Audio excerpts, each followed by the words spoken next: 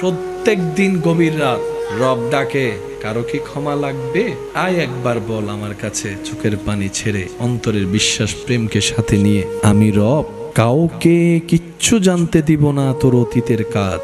এমন ভাবে মাফ করে দিব, তোর বাম কাঁধের যে ফেরেশতা লিখেছিল সেও হাসরের ময়দানে এসে সেই ডায়েরিটা আর খুঁজে পাবে না, সে নথি আর খুঁজে পাবে না।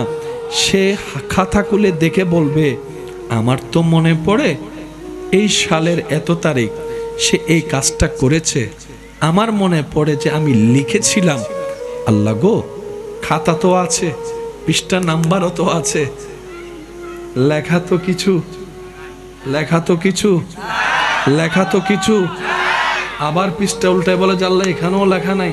তাহলে আমি কাতিবিন এত বছর করলামটা কি?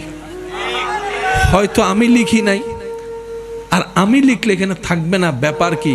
রব বলে, ফেরেশতা যা দায়িত্ব দিয়েছি, যতটুক দিয়েছি তুমি যথেষ্ট দায়িত্ব পালন করেছো।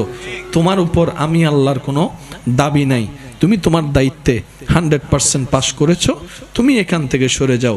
ফেরেশতা বলবে যে আল্লাহ সরতে তো পারি, তো এত বছর যে আমি ডিউটিটা করলাম, 50 বছর 60 বছর 70 বছর বসে বসে যে আমি দিন রাত যে লিখলাম, এটার কি হলো?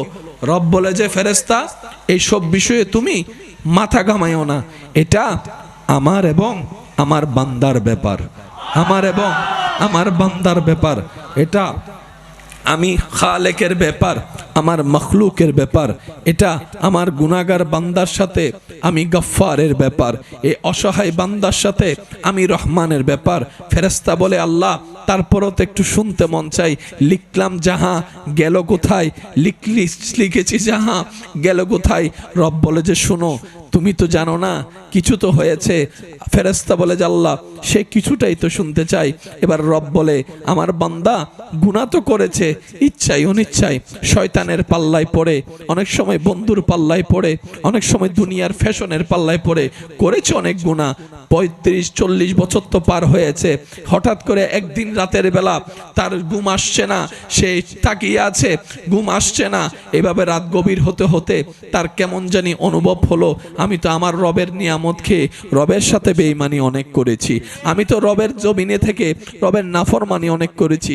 এইভাবে অনুশোচনা করতে আছে।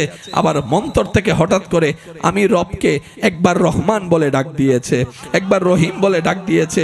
ওই দিন ওর রুমের মধ্যে অনেকে ছিল, সবাই ঘুমন্ত ছিল, কিন্তু আমার বান্দাটা এই নির্গুম অবস্থায় রাত পার করতে করতে হঠাৎ করে সে বিছানা থেকে উঠে অজুটা করে যাই নামাজে দাঁড়িয়ে আমি রবের দরবারে নামাজের মাধ্যমে সিজদায় মাথা ঝুঁকাই দিল, সিজদায় মাথা ঝুঁকাই দিল, সিজদায় মাথা ঝুঁকাই দিল। সিজদায় মাথা ঝুঁকা দেওয়ার পরে সে অজর দরায় কান্না করতে করতে আমাকে ডাকতেই লাগলো। রহমান বলে ডাকে, রহিম বলে ডাকে, গফফার বলে ডাকে, সত্তার বলে ডাকে, খালিক বলে ডাকে, মালিক বলে ডাকে।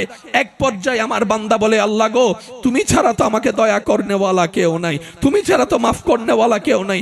আল্লাহ যেই গুনাহ করেছি, এই গুনাহ নিয়ে আল্লাহ আমি নিজের কাছে নিজে শর্মিন্দা হয়ে আছি। আমার গুনাহ যদি আমার স্ত্রী জানে আমার সাথে সম্পর্ক রাখবে না, আমার গুনাহ যদি আমার সন্তান জানে আমার সাথে সম্পর্ক রাখবে না। আল্লাহ তুমি জানার পরও চুপ করে আছো, কাউকে জানতে দাও নাই। কত দয়াবান তুমি, কত সত্তার। বান্দা বলতে আছে আমার তার ডাকটা শুনতে ভালো লাগছে, সুবহান। আমার বান্দার প্রত্যেকটা ডাক আমার শুনতে ভালো লাগছে, তার কান্নাটা ভালো লাগছে, তার বলাটা এত সুন্দর চমৎকার ছিল, মন থেকে ডাকটা এত প্রিয় ছিল। আমি আল্লাহ তার ওই দিনের ওই ডাকের কারণে খুশি হয়ে আমি কাদেরে কাদির, সমস্ত কিছুর মালিক, তার সারা জীবনের গুনাহ মাফ করে দিয়েছে। আল্লাহু আকবার।